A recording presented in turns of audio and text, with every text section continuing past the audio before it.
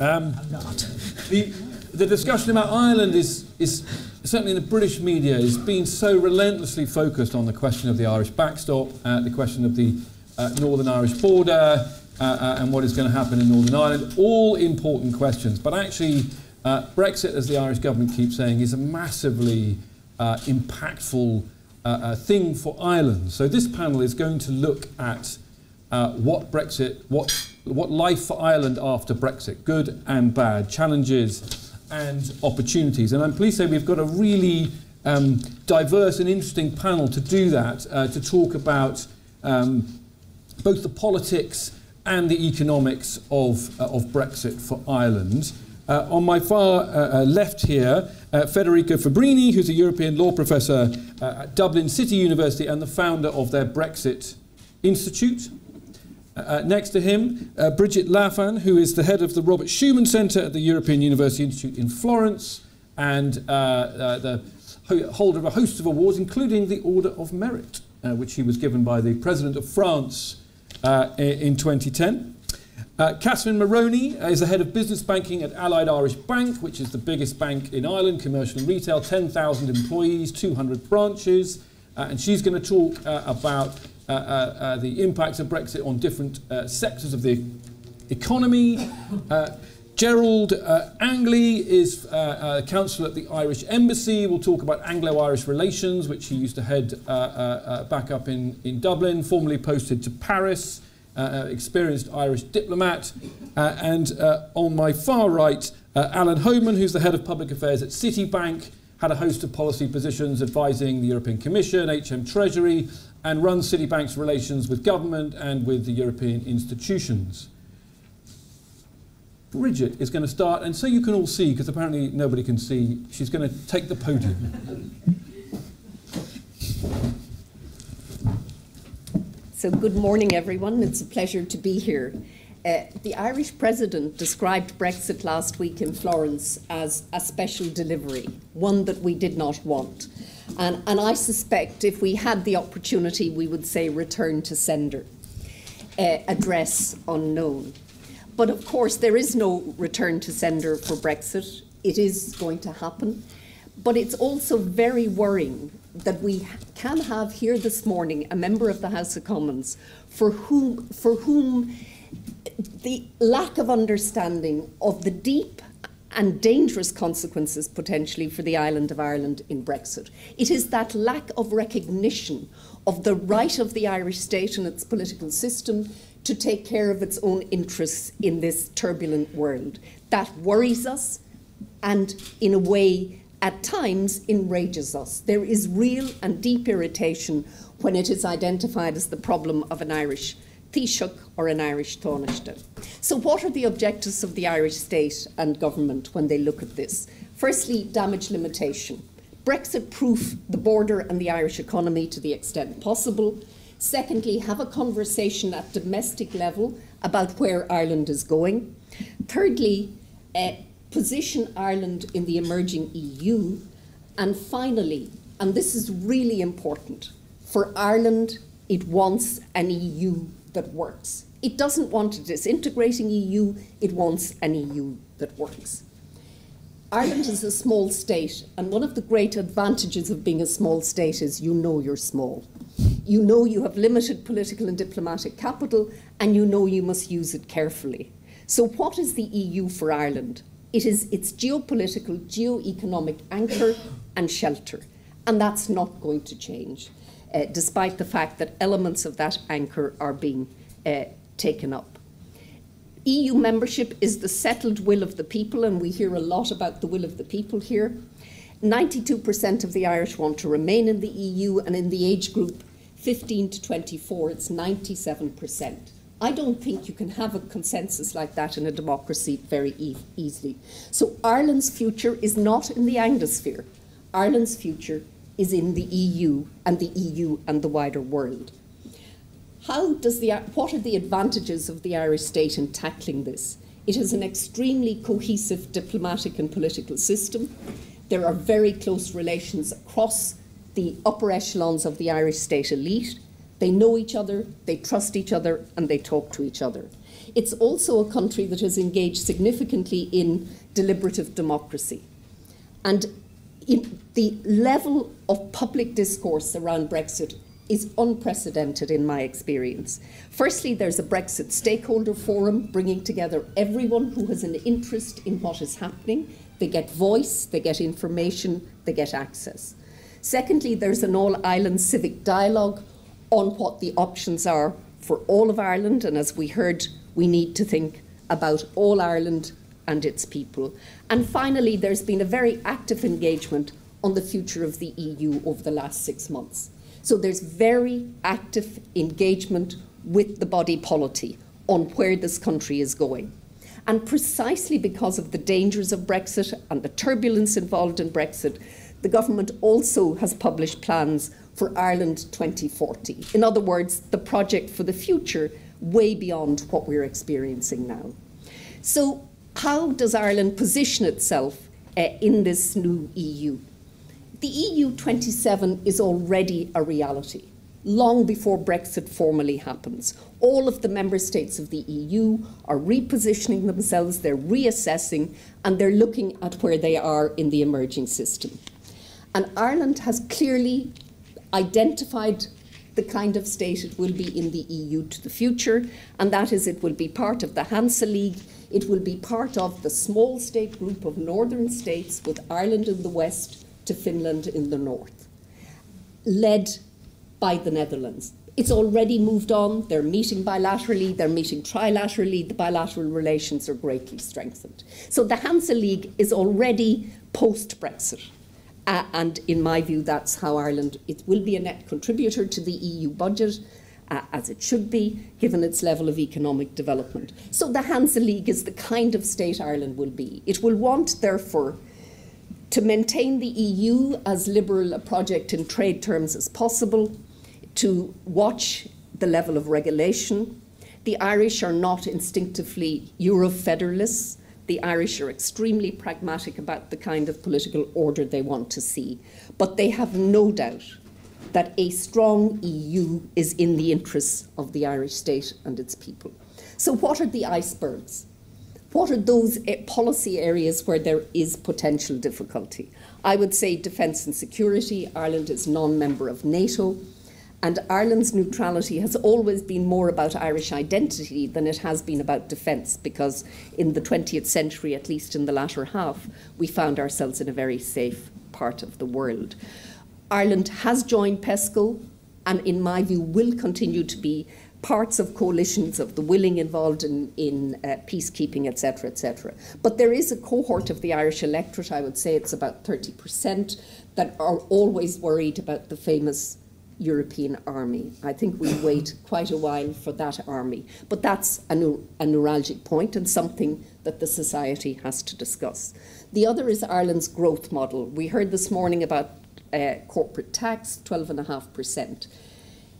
That's not, in my view, a problem because it requires unanimity to change the basic tax rates in Europe. What is really dangerous for Ireland is if and when it allows large multinational companies pay little or no tax at all. And it was, as you know, the Apple case in August 2016, where it was very clear that Apple had not paid anything like the tax that a multinational should have paid, and there was under competition law, the Commission judged against it. And I think Ireland has to stop this. It has got to face up to the downside of, and that's not, I'm not arguing that it should give up its corporate tax rate, simply that it's got to police how that tax rate is used. And what it has to be extremely careful of is anything that can be construed as or is tax evasion by large multinational companies. The other area is regulation.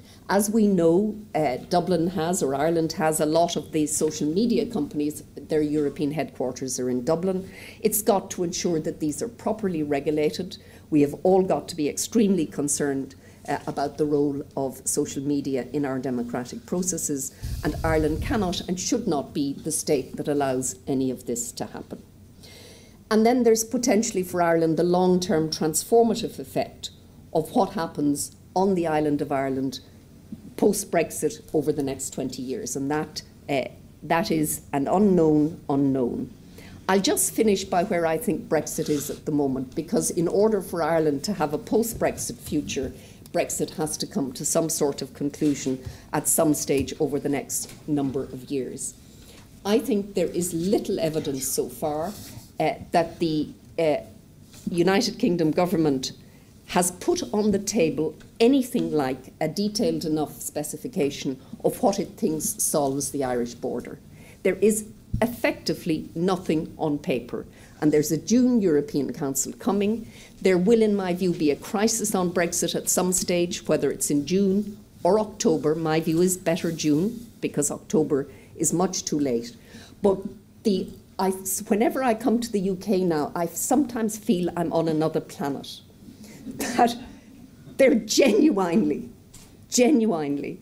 is not an understanding of how big the gap is.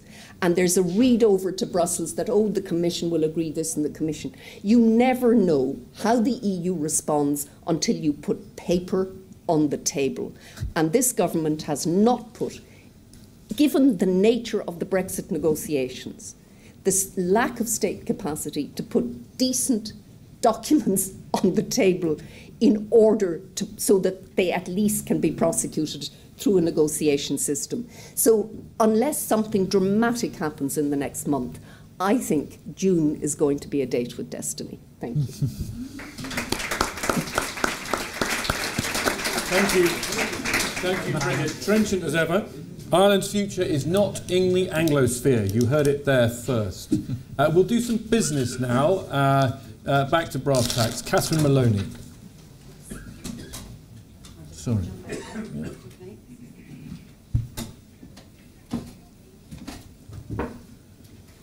Good morning, everybody.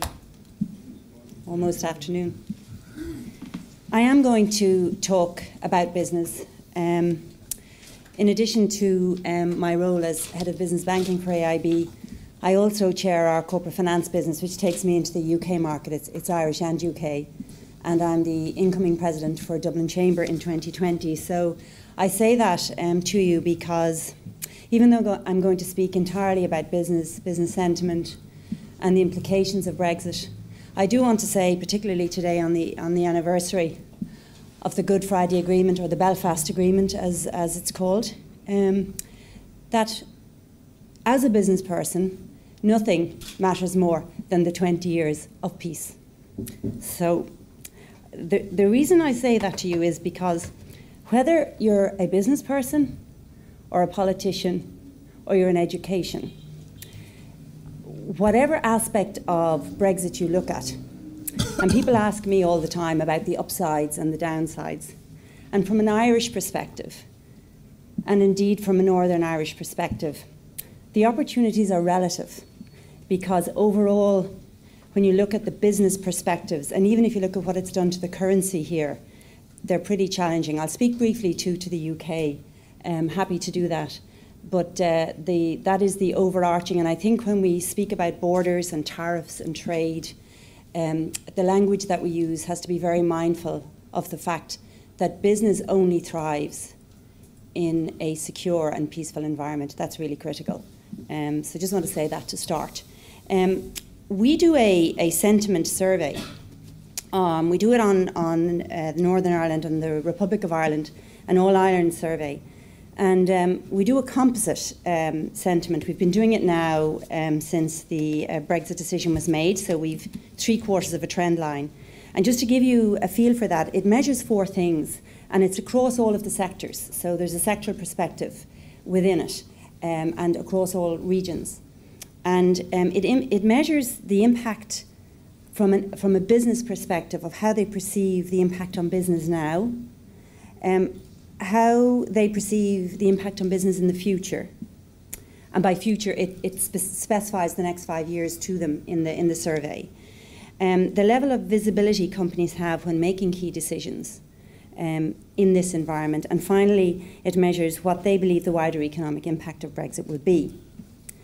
And it's interesting because they started off fairly well aligned and very negative. The spectrum goes from minus 100 to plus 100. And both started at a minus 41. I promise not to bamboozle you with the figures, but they do help in terms of where the sentiment has gone. Interestingly, the Northern Ireland piece, when you pull that out, has gone more positive. It's trended back towards a minus 31, if you can call that positive. That's what I mean by relative. And the Northern Ireland key concern out of those four, very similar to the UK really, is that lack of visibility. It's very difficult to plan when you don't know what you're planning for. Of course, you can have contingency plans around supply chains, but when you don't know whether you're going to be dealing with tariffs and border delays and what they can do with acceptable timelines for shelf life on products, and particularly in if I can say three economies where agriculture, food and beverage are really important. So for the North, that lack of visibility is really key. And the key sectors within all of the sectors that we look at, fair to say they're all negative again, but the most negative are retail. They're very concerned about higher import prices. Tourism, for obvious reasons, particularly around the border, and manufacturing. They're their three concerns. When you move to the south of the Republic of Ireland, it started at that high negative, moved back, both of them converged in the second survey to minus 36, and the Republic of Ireland, or the south, because it's shorter to say, has moved back to a negative minus 41 in this latest quarter. That latest quarter was taken just before the March transition agreement. Interestingly, in the Republic, the concern is more about the future impact. Their concern there is what will happen in the various subsectors. And when you look into the various different subsectors, there are different concerns there. They're very negative, food and drink being the most negative, concerned about tariffs, border delays, manufacturing, particularly pharma, just given how it's internationally traded, and then obviously retail, particularly concerned about inflating import prices, and we're so reliant on the UK as our partner. What I will say to you as a takeout is, what concerns us is there's very little planning going on for Brexit at the moment. Less than 4% of companies have a formal plan in the south, and in the north less than 2%. Now, nearly half of them are planning to have a plan, but there's very little contingency planning actually done. So I think I've coined a new phrase there. So I think a concern for both of us, to briefly touch on the UK, I think I'm okay for time, is that it is impacting investment. And it's impacting it here, and it's impacting it across south and north of Ireland. Investment is low pending clarity. Service providers are looking abroad to hedge their businesses. The weak pound here is causing inflation for you, and there's a serious issue around staffing. The whole issue of people being afraid to come to the UK now, particularly in the healthcare and hospitality sectors, you're seeing severe shortages. So any upsides are relative, I think.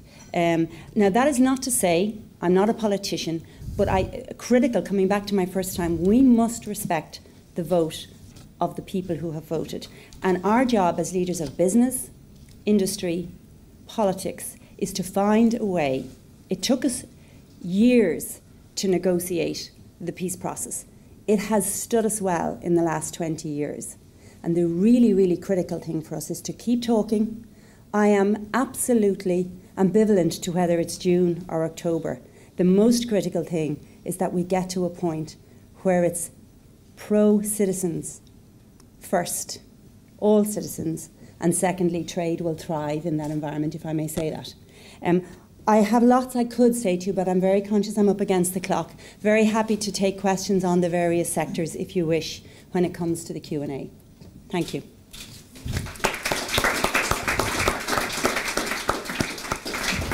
Thank you, Catherine. Plans about plans where there's nothing to plan for. I'm going to go back to politics now. Bridget outlined how perhaps Ireland might see itself and its role in the European Union. Federico is going to talk maybe a little bit about how the European Union might receive Ireland.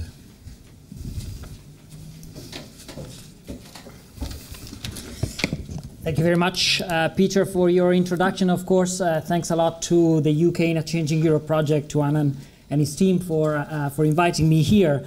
It's a great pleasure to be in London and discuss about Ireland.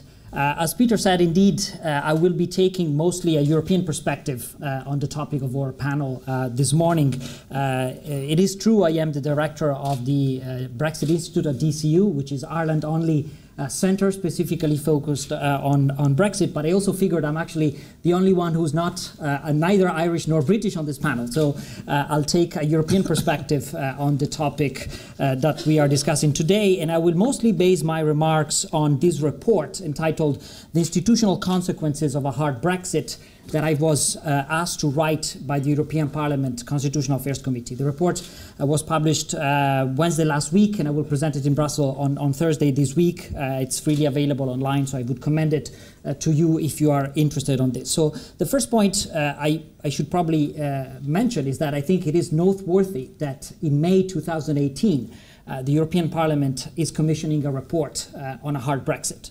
And I think this is telling of the concern that in the European capital there is today about the possibility that the whole negotiation process might collapse. And the reason is, of course, Northern Ireland. If there is something that might blow up the entire negotiation process, the withdrawal agreement transition and the framework for future relation, is precisely the lack of agreement between the two negotiating parties on how to deal with the Northern Irish issue. So I think from a European perspective, it is certainly important to emphasize how much worry there is for this issue. And of course, from an Irish perspective, a hard Brexit scenario would be extremely challenging. It would raise tremendous problem in terms of trade, cooperation in the field of security and justice, and so on. So the second point I want to make is that I think as the clock is indeed ticking, we need to start planning contingency measures. And that applies to business, but applies, of course, also to institutions and government alike. And part of what I've been trying to do in this report I was asked to write is to think critically of what might be some options on the table. Now, let me be very clear from the start. I don't think we really have any sort of silver bullet that might solve the problem. The best way to deal with the problem is to maintain Britain in the custom union and the internal market. And by the way, we can come back to this later on in the discussion. There is a heck of a difference between the EEA and the EU. Those who tell you it's the same, they have no clue what they're talking about. It's two different regimes, two entirely different scenarios of integration. So I think that option ought to be on the table. But if we end up with no deal, what can be done from the European side? Well, there is an interesting provision in the GATT agreement, which I want to bring to your attention. It's a never-used clause of Article 24(3) of the Global Agreement on Tariffs and Trade, which introduces the so-called frontier traffic exception. This is, ironically, it's a clause that was initially conceived for my home state, Italy. After World War II, an Italian city called Trieste was contested between Italy and Yugoslavia, and the Global Agreement on Trade and Tariff introduced a little clause that said, well, regardless of where the city will end up being, you can avoid having a custom border between that city and the other jurisdiction. Now, if that clause is pushed to its limit, what the European Union could do in order to avoid a custom border is to declare the territory of Northern Ireland as a frontier zone to the EU custom union, so avoiding the need for introducing custom control. Now, a couple of important caveats that are worth mentioning here. We are talking here about customs control. So the frontier traffic exception under GATT would allow the EU to waive custom controls, but it wouldn't allow the EU to waive regulatory phytosanitary controls measures. Those would still have to be in place. And of course, the second caveat is that this applies from the EU vis-à-vis the UK, but it wouldn't prevent, it wouldn't apply the other way, meaning the UK would still probably need to put up a custom border. So we are clearly facing here a suboptimal choice, but I think it's important to put that on the table just to think creatively in case we are heading towards a cliff edge. And a very final point before I wrap up. It's obvious that applying the GATT agreement and the frontier traffic exception in the context of Northern Ireland is, as I said, a suboptimal solution. The problem being mostly that it opens up a huge loophole for criminal activities. So I think that would require a lot of goodwill also from the EU side vis-à-vis Ireland. And I think that touches upon a point that Bridget was making before, that as we move forward, I think the Irish government has been extremely clever and loyal towards the European Union. It has stuck to the EU position, never being bought out by the UK in a one-to-one negotiation. And I think Europe has been very loyal and supportive of the Irish position. But in the long term, that might require some trade-off on issues like security or taxation. So I think from an Irish perspective, in the long-term future, there will have to be reconsideration of some policy priorities. Thank you very much. Thank you, Federico. Fascinating, the frontier traffic exception. I suspect that Jacob Rees-Mogg ought not to be told about that. We're going to go now to banking, capital markets, what happens when we leave Europe, what happens with the city, how is Europe going to adjust, and what does that mean for Ireland? Alan. Thank you very much. So I represent Citibank. We're a very large American bank, and our interest in this is that we have thousands of people in Belfast and thousands of people in Dublin. So we're very focused on a good resolution of this question. And as we always say to the politicians, stability, predictability, a nice working environment is exactly what international firms need. And all of those, none of those things appear to be on the table at the moment. So it makes myself and my bosses in New York a little bit nervous when the future is very cloudy indeed. And I guess the biggest uncertainties are in this Brexit process. The exit treaty is not yet clear. The largest single bit of it is the Irish border question, but embedded in that is also the transition. And the transition, as Barnier says, nothing is agreed till everything is agreed. So while political masters tell us that they have a political agreement on transition, I'm afraid our regulators are telling us the opposite. It's not legally settled yet. Therefore, our regulators tell us that we are not to slow down, we are to speed up our plans, whatever those plans might be. And if the ECB put it on its website the day the political agreement on transition was announced, saying this does not matter. Until this is signed and ratified as a treaty, continue what you're doing. And then on the future relationship, nothing, we gather the negotiations haven't even started. And so what sort of deal is the UK looking for the future? Not in the next 2 years, but in the next 5, 10, 15, 20, 30 years. And the focus makes us nervous if it's all about free trade agreements on goods when 85% plus of the UK economy is in services. So we have to think, and financial services. And so we have to think, what is the future relationship in services? And I raise this because Ireland, along with Germany, frankly, is pitching to be a financial services centre. Most of the plans that people have announced include Dublin or Frankfurt or both, in our case. And so the Irish government and the regulators are quite clearly seeing themselves as potential future financial services centres, and that's all about services. So what sort of future?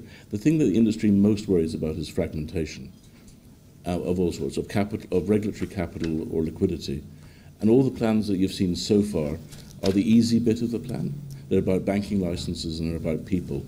Those are the short-term, easier to do things. The things that make people, the really expensive stuff, is liquidity in the markets and regulatory capital. And if those are fragmented across the system, e.g.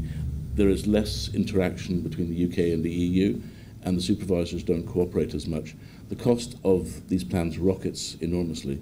The regulatory capital you're required to hold by the regulator multiplies up significantly if you fragment the system. So the industry is counselling against fragmentation, against a breakup of the interconnectivity that already exists in the financial services sector. Put it another way, if you're clearing your trades, most of them are cleared in London, and maybe the vast majority of European trading is cleared through London. That's because global investors want the deepest possible liquidity. If you chop that up and force some of it to be inside the EU 27 and some of it to be in London, if you are a large Japanese conglomerate asking for your trades to be cleared, New York looks cheaper. It's not about London or Frankfurt or Paris. New York looks cheaper than any of these places because that's the deepest pool of liquidity possible. So what we're saying to the regulators and the governments, think about this as you go forward. remember financial services, remember services in whatever deal that you're trying to cut.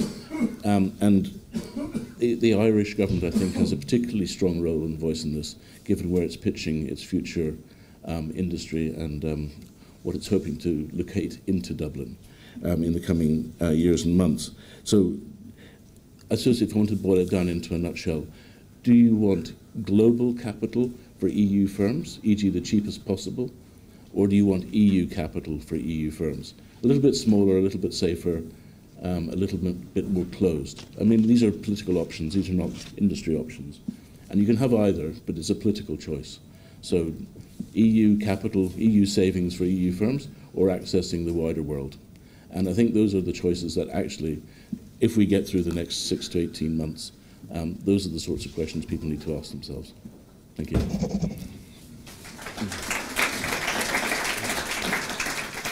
Fabulous real-world perspective there. It's cheaper in New York. The Irish government ought to be careful what it wishes for if it wants to see the fragmentation of capital markets. Luckily, we have a representative of the Irish government here to speak to us. Gerald.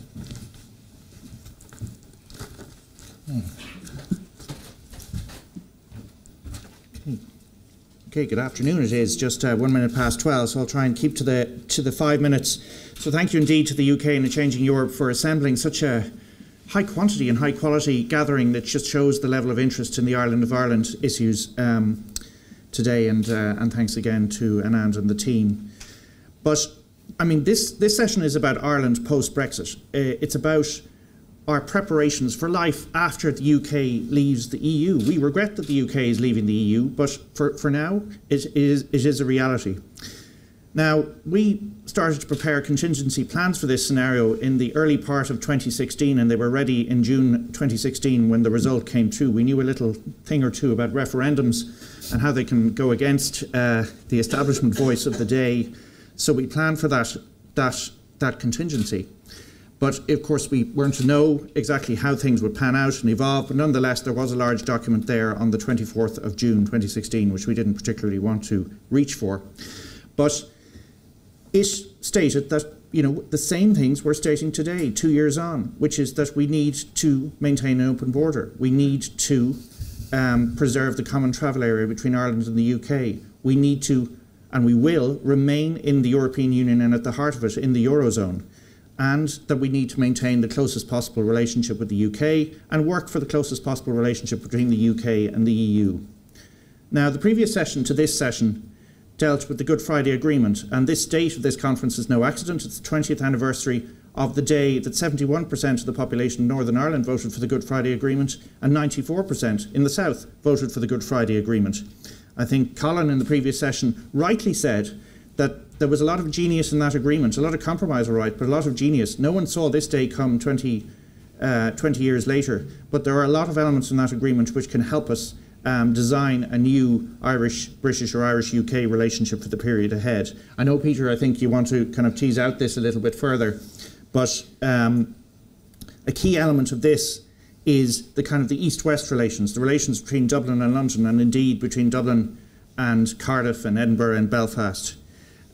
We have, in the Good Friday Agreement, institutions we can work with. The British-Irish Council. We have the British-Irish Intergovernmental Conference, which Attain spoke about in the last session as well. We have the British-Irish Parliamentary Assembly, which was originally set up in the late 80s to try and build links again. We need to keep the kind of links that built friendships and relationships and working relationships and understanding through the 80s and 90s into today. If we're no longer having ministers and officials meeting each other, I think it is 26 times in 26 meetings a day in Brussels, we have to look to replace that. And, you know, for example, John Major and his Irish counterpart Albert Reynolds, who signed the Downing Street Declaration, which led to ceasefires and on to the Good Friday Agreement, met in the ECOFIN Council in Brussels. We need to look at that, and our Deputy Prime Minister, Simon Coveney, has ventured ideas about a kind of a ministerial summit kind of process, new kind of layers of cooperation between the two countries, because the relationships will be important.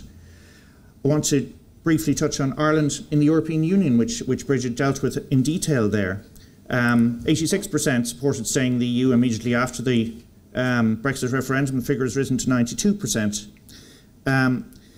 Yes, we will definitely miss the UK being in the room with us. We work together on so many things, like, above all, the single market and the completion of it, and the promotion of international trade, and many other issues. We weren't always on the same side, not on agriculture, for example, and indeed the UK hasn't been in the room for Eurozone meetings and Eurozone summit meetings, including through the recent financial crisis. So there are areas where the UK wasn't already there. We have to now get used to a new reality, and Bridget spoke of new alliances which we should be building and are working on. We're diversifying further as well. It's about 17% of our trade is with the UK, a little more than that, tiny bit more with that with the US, about twice that again is with the rest of the EU. So in clear trading terms, we're diversifying further and further away, when back in the 1970s it was about 2/3 of our trade was with the UK.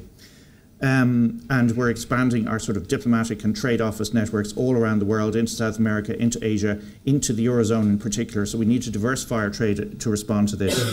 Final comment, I think, and then happy to go into the discussion just about the inevitable question of the border.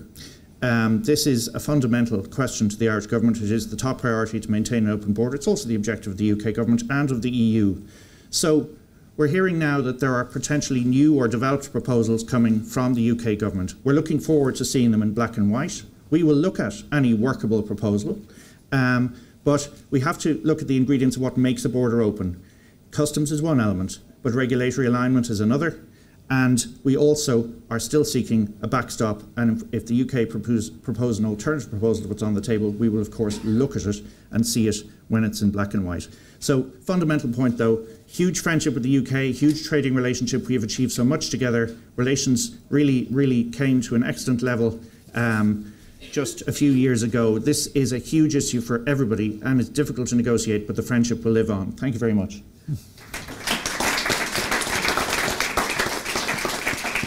Gerald, thank you. Interesting, balanced presentation, I think, and I want to sort of maybe start briefly before we go to the floor, and there will be time for questions, to talk about balance, actually. Bridget, you said the future of Ireland is not in the Anglosphere. Alan, you cautioned about the costs of fragmentation, of becoming too European. Federico, you mentioned there would be costs. For example, Ireland might have to give some ground on the tax question, on the Apple question.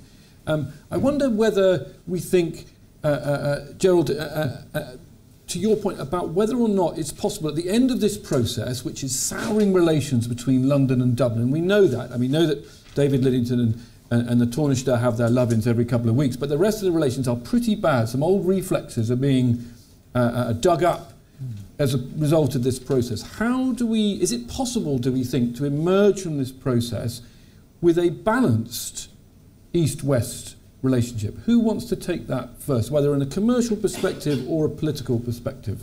Perhaps Gerald.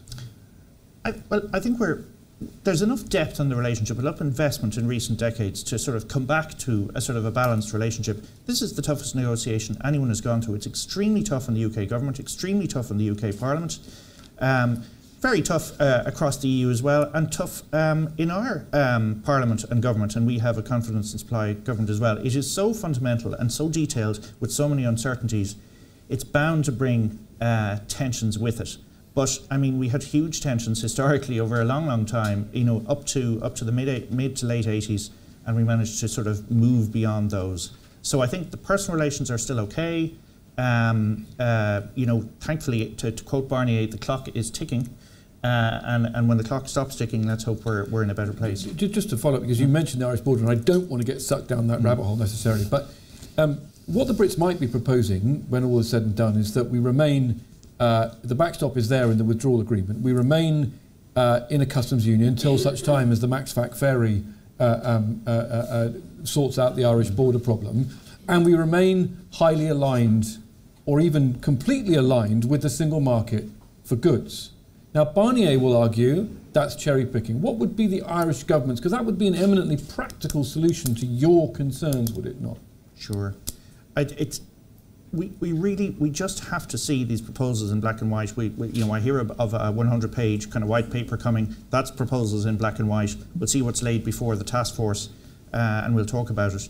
Based on what's kind of rumoured at the moment, no matter what, we need this backstop as part of the agreement, because it's an unless and until, it's an insurance policy that we don't want to have to cash in, but we need it there to be able to cash in if called upon. So we'll see what the proposals are. We need to see them in black and white. Dodging. Okay. Bridget, you said the future. I know you're very kind of forward on this, but actually Ireland's commercial future, does Ireland not need to hedge its bets a little bit? So just so that I'm not misunderstood, what I meant when I said Ireland's future was not in the Anglosphere, I meant that Ireland's geopolitical anchor would be Europe, in the traditional way in which small states need geopolitical anchors. In other words, Ireland will not leave the EU to have the UK or the Anglosphere as its geopolitical anchor. But Ireland has always managed to play several worlds. So, I hear the debate in this country on global Britain. Ireland is the second most globalised country in the world. It does global. It's already, as we heard, it's working on expanding its diplomatic relations across the world. So Ireland will work with the UK, with the US, with the rest of the world, but the geopolitical anchor will be the EU. Okay. So that's how, I just don't want to be misunderstood. Okay. Federica, we're going to come to the business guys in a second, but do you think there will come a moment where Ireland becomes a bridge back to the UK, or do you think, to your veiled warnings, that it's the way that the EU operates is it's going to make it quite an either-or choice for the Irish? Well, let me say something I said elsewhere before, that I think Ireland it's in a bit in a conundrum, because it's at the same time the toughest and the softest member states vis-à-vis the UK. So it's the toughest in phase one of the negotiation, because they have a clear political priority, the border issue that has to be solved, and that's an exclusive Irish issue. I mean, no other member state has that kind of problem, although every other member state has been backing Ireland. But in the phase two of the negotiation, Ireland is the softest member state, because it's the EU country that would like to have the closest possible relation with Britain. I think Gerard mentioned that in his own presentation. So I think that's the conundrum for the Irish government. I have great respect for the way how they've been working, because it's... But does that mean that there will come a point where the emperor has no clothes, where the Irish backstop, which they're pushing so hard, ultimately the most catastrophic outcome for Ireland would be no deal at all if the Brits hold their nerves and look the Irish in the eye and say, well, chaps, good luck. Right, but that's the point that Jar was making now, that the backstop is an insurance policy. I mean, you want it there just in case the worst happens, but you are hopeful that you will be able to find a framework for future relation. And I think, the economic interest, and that goes really to the business people of the panel, are pushing in that direction. So I think it would be foolish for the two parties to sort of end up with a cliff edge scenario, which would be extremely disruptive. And I think it's very reasonable, for all the issues we've discussed this morning, that Ireland is insisting on finding a short-term solution as an insurance policy for the border in case there will be no further steps forward. Okay, so turning to the I don't want to bifurcate you all to business and business and politics, business and pleasure. If we end up in with the UK trying to do an FTA, and I take your point that there's been an awful lot of focus on goods, when actually one of the arguments made to the Brexiteers is don't get so hung up on goods, keep your powder dry for services. But if we get into a situation, which I think is where we're probably headed, where Max FAC wins the argument in Whitehall, and essentially we call it Max FAC, any FAC, it's FAC, right? It's how you facilitate a trading relationship when you're doing a mixed FTA with the EU. Where does that leave the business and the finance world in your view? Well, I totally get the point that the constitutional questions are taking priority now, the big political questions. I suppose our point of view has always been there are economics, and during the referendum campaign, facts, numbers, and economics was downgraded, and we're saying in this round of negotiations, don't make that same mistake. Factor this in now. Don't leave services 86% of your economy outside a future relationship. Build it into the negotiations from the get-go. Don't make it an add-on. Don't do a free trade agreement, Canada style, that only focuses on goods with the hope of somehow adding in. But the single market for services is not terribly developed, and you can make an argument there isn't a great deal of services for in financial services. It's extremely well developed, and that's the point. It's the one bit of the services in the single market that actually does work. Bankers don't have a great reputation. The financial services sector doesn't have a great reputation, but London generates huge amounts of capital that whether you're sitting in Germany in the Mittelstand, getting a loan from your savings bank, that savings bank is raising money in London. Now, that value chain is not well understood, but actually the Mittelstand does benefit from having a global centre. And we're saying don't lose the value of a global centre in all your negotiations. So if you were advising the Irish government, lobbying the Irish government, you're telling them don't overcook it. Don't go for a short-term solution and keep your eye on the big prize, which is a long-term, and I hate phrases like win-win, but there is a win-win, which is cooperation and mitigating fragmentation. Catherine. Thanks, Peter.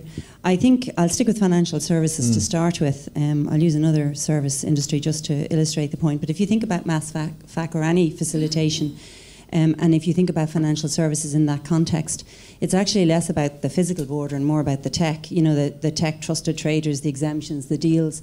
But I think what becomes really important, financial markets, it's an irrefutable law that capital will flow into the most efficient market. And right now, London is a highly efficient world player. And the issue with that efficiency, I think, is over time any form of regulatory divergence. It is a very complex sector. You go into insurance, you have Solvency II, you go into banking, you have CRD4, you have MiFID, you have EMIR, we're regulated to death. And any kind of divergence that UK would choose from that will undermine it playing as an industry. So leaving aside the border issue and just sticking with the pure economics of it, there's a need to be mindful around the long-term game is a really important perspective. Do you feel that the European side have got that right? I mean, there's a lot of talk about forcing banks to subsidiarise rather than branch into Europe, which is going to require them to, bring senior executives and capital into Europe potentially. To your point about fragmentation, do you feel that both Dublin and Europe have, aside from their own offensive interests in Brexit, do you feel they're getting the balance right, or as a banker are you worried? I suppose as a banker, I always worry. I'm not sure whether that's my personality type or the fact that I'm a banker. It's probably a bit of both. I think, risk, we're in the business of risk, and, we have to take measured risks. And I mean, if you look at passporting, we're very active in the UK. It's a very strong market for us. We've already worked through, we do have a plan, a very clear plan around our actions, and we have worked through the three alternatives that may be needed. And to be fair to the UK regulators and authorities, they have been really clear and really responsive and helped all of the players here to work through that. So I think you will see at a professional level, at a regulatory level, everybody wants this to work. The challenge and the worry is that when you take it out of the initial negotiations and into the world of full practice, that divergence I speak of is a key concern over time. And it speaks to what Alan spoke to earlier, which is you undermine potentially the ability of the UK to play in a global stage, and Europe being a key part of that as a key player. So the city lose. Just before we go to the floor, which we will do now, Alan, do you have a sense of apples and oranges, what the costs are in fragmentation? Is it a cost to European businesses raising capital? Because when I'm in Berlin or Paris, they're sort of saying, well, it's supply and demand, honey. If they put the squeeze on London, capital will move. As you say, we'll have our own European raising. Frankly, that's what we're kind of happy with that. Well, there's a very good report from PwC. I think it came out in February. And it said the annual, not the cumulative, the annual costs by 2030 are 1.5% of UK GDP annually, of the cost of fragmentation only in financial services, and about half of that inside the EU 27. And that's on an annual basis. That's a huge amount of inefficiency in the system. So, yes, it's not evenly distributed. So, Eastern Europe, Northern Europe pays disproportionately higher price for the cost of this fragmentation. I'm saying that is all investable capital that is not going to the firms, the small companies. Right, questions. Please, we've got 10 minutes or so, so questions, not speeches, please. Usual drill, please say who you are, where you're from. Yes, in the back, yeah. It's Masato Kimura, Japanese journalist. My question to Dublin, and so if Macron impose corporation tax, universal corporation tax in European Union, nowadays, now Ireland advantage is 12.5% corporation tax in European Union. So if Merkel and Macron combinations impose more maybe 20 or 25% corporation tax. Still, there is advantage for Ireland to stay in European Union. Okay, lovely. So if Macron gets his way on the EU-wide corporation tax, where will that leave the EU? We'll take a couple more, and then we'll. Dennis. Thank you. Dennis McShane. Thank you so much. Dennis McShane. I worked for 15 years in Geneva.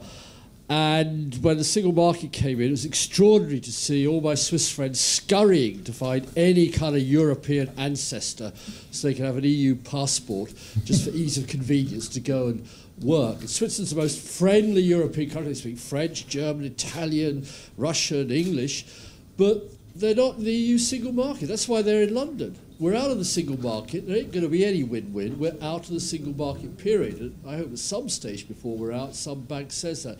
But specifically on that, really, I think to Catherine, partly maybe to Gerald, that there are 1,200 major Irish firms operating in the UK worth 32 billion. There are 50,000 Irish citizen directors of UK firms.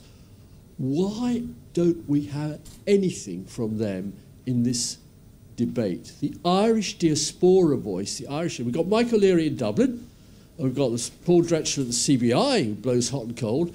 We've got this massive lobbying weight, 2 weekly papers, huge influences in chambers of commerce, regional CBIs, politics, golf clubs, bars, race courses, the lot. Have no racial stereotyping in this one. No, absolutely absent in this debate. I mean, Ireland really is pathetic. The government's brilliant, but Ireland as a nation, this country, is doing nothing in this debate. Why? Thank you, Dennis. Why? Pathetic Ireland. We'll come to that.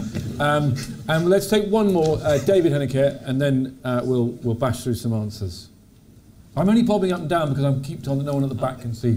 We are here. David Hennig from the European Centre for International Political Economy. Uncertainty was mentioned. Given that there is a lot of talk about the transition, not in fact finishing in December 2020, but a kind of ongoing period where nobody quite knows how we're going to fix the border, how are we going to deal with a period of uncertainty that may last 4 years? And that's for both business, politics, government, everybody. Okay, lovely. So let's do quickly Macron. Who wants to do Macron and the corporation tax? Everybody wants to do Macron. So firstly, on Macron and corporation tax, change in the tax regime is based on unanimity under European treaties, so therefore Ireland would have to agree to the change. They won't. But what the Irish must do is not continue a process whereby large multinational companies pay significantly less than the 12.5%.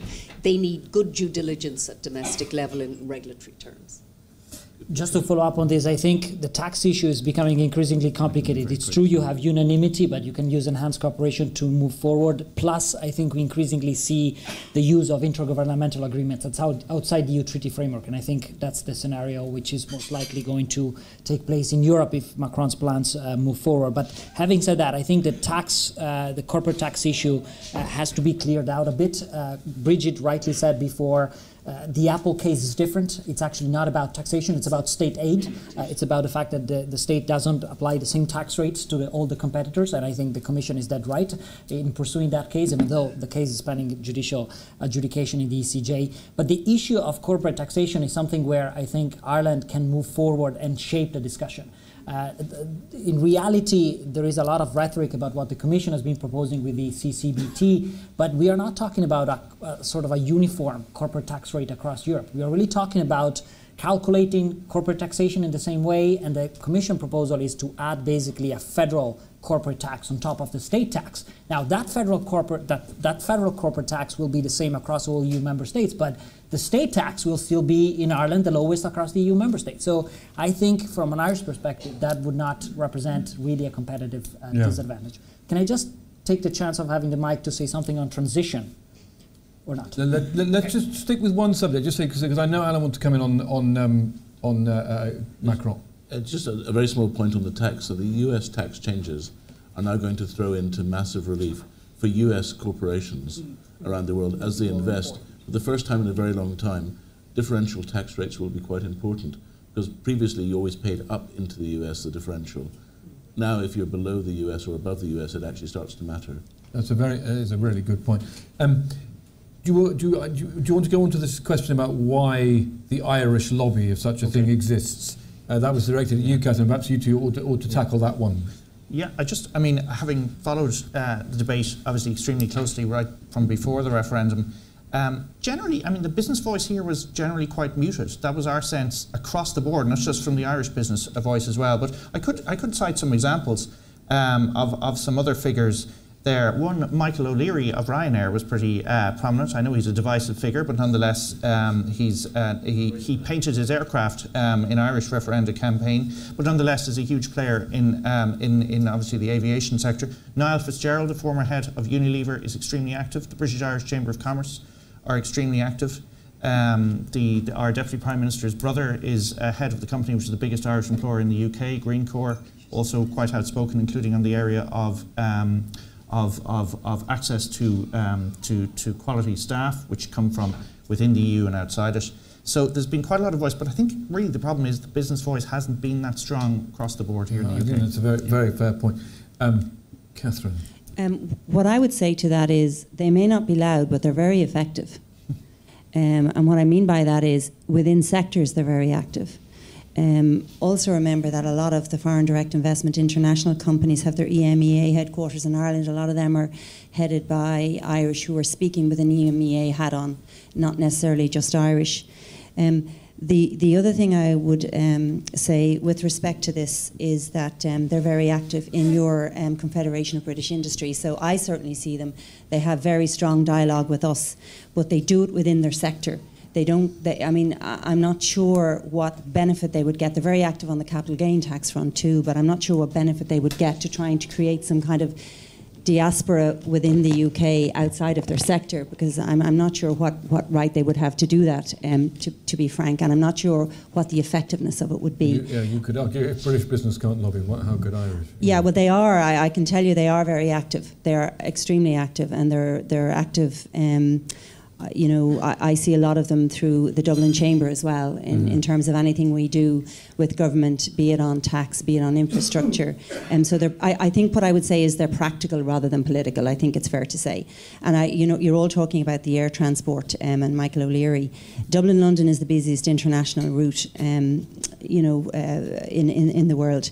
And that whole issue of the open skies is really critical, and I can tell you there are an awful lot of very active Irish in the UK on that particular aspect. So they are active in their sector, if that's helpful. That's good.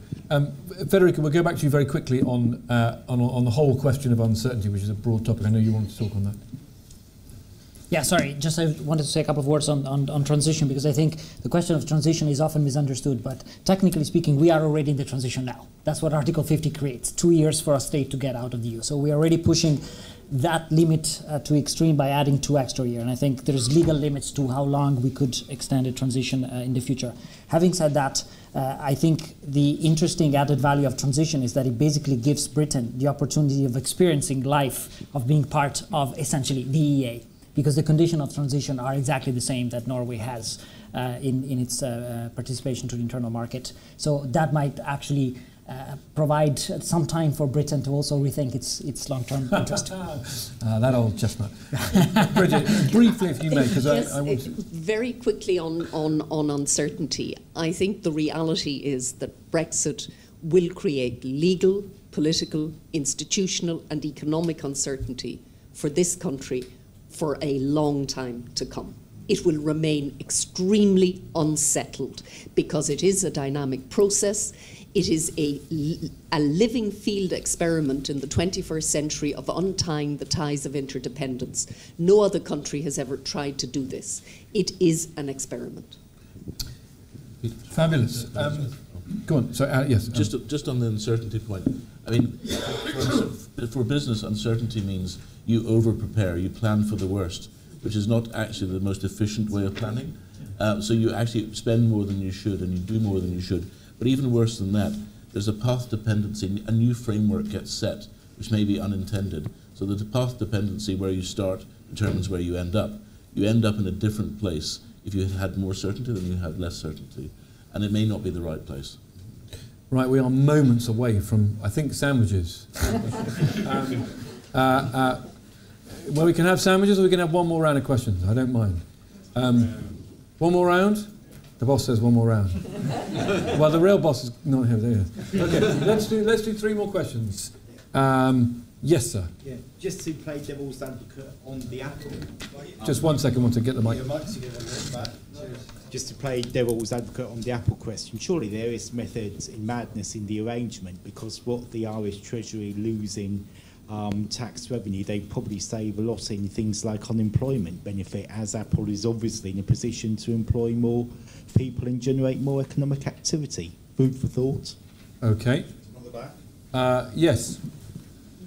Peter Wilson-Smith from Mauritius. Can you say something about the sort of transport issues for Irish trade post-Brexit? Because that's a huge issue. And I mean, how easy is it going to be if the border issue can't be solved satisfactorily to reroute trade and by shipping, for instance, to continental Europe? Thank you. That's a good practical question. All done? Yes, lovely. Okay. Why don't we start with the transport question, because there's an interesting one, and people often want to know what practically is going to be the case. We hear reports of companies opening new shipping routes, etc. What's it going to look like when it's all said and done? Catherine? It is a key concern, and the big thing is time delays. Behind the time delays is the whole complexity of the competitiveness if you have tariffs, because a border obviously means you're policing something. The UK has itself traditionally been a land bridge into Europe, even for hauliers. Not just one specific part of transport. So that is probably going to be the most dislocated subsector, and one of the key concerns is that whole, because if you think about it, every product that has to move is impacted by the transport sector. And so in addition to tariffs, in addition to complexities and cost, there's time delays. Mm-hmm. I mentioned that earlier in terms of acceptable shelf life. So that is a big concern. Do we think that is where max FAC is going to come in? I mean, part of the north-south border question, when I talk to people in Brussels, I often hear that actually what they really mean about max FAC is where there need to be additional east-west checks. That is where actually, max FAC really can reduce the time it takes to transit through Larne or Holyhead or wherever it might be. I think if you look at it purely from that perspective, then yes, it is a response. I think the reason everybody, certainly on our part of the island, breaks out in a severe allergy when you say that is because the whole issue of criminality, the whole issue of Ireland's reputation in terms of becoming a source of smuggling is just something we don't want to. But is it the Norway-Sweden border? They don't have ultra frictionless arrangements, partly because they need to change the law in both countries, and partly because it's expensive, and they have an existing system, a legacy system. In your understanding, would it be actually possible when you're building a new system from scratch, actually to make it really pretty frictionless. If you didn't have a sea in between Ireland and the UK, perhaps, which they don't have on the mainland of Europe. I mean, there have been talks about, and you've all heard them, about the length of queues, even if you do have a max fact type of facility. I do think over time, Peter, there are things you can work through. You know, business capital will always find a way.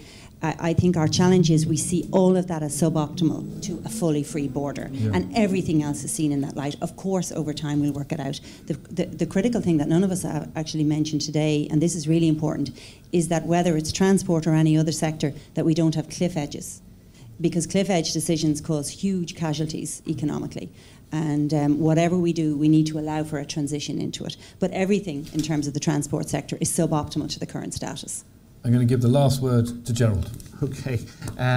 Look, no, it's a very fundamental issue, and actually, you know, there is a paragraph in the joint report in December. Everybody focused on paragraph numbers 49, 50, and others, but there is a paragraph to look at the question of the land bridge. But 70% of goods leaving Ireland for the European Union outside of the UK go through Great Britain. So you're talking about moving into concentrated spaces in Wales and north and south, and on mostly to Dover, where there will be a lot of pressure already. So this is urgent, and something kind of serious needs to be done on it. Can kind of direct sea routes entirely replace that? The fact is, honestly, no. There's some people who are going to expand the port of Cork, the port of Rosslare. There are some new shipping routes moving out of Dublin and Rosslare and Cork as well. People investing in ships. That's very good. It'll never entirely replace the land bridge, so this is among the issues we seriously need to resolve. Really, really quick point, if I may, on taxation. Yes, Bridget is entirely right. You know, sort of unanimity still applies.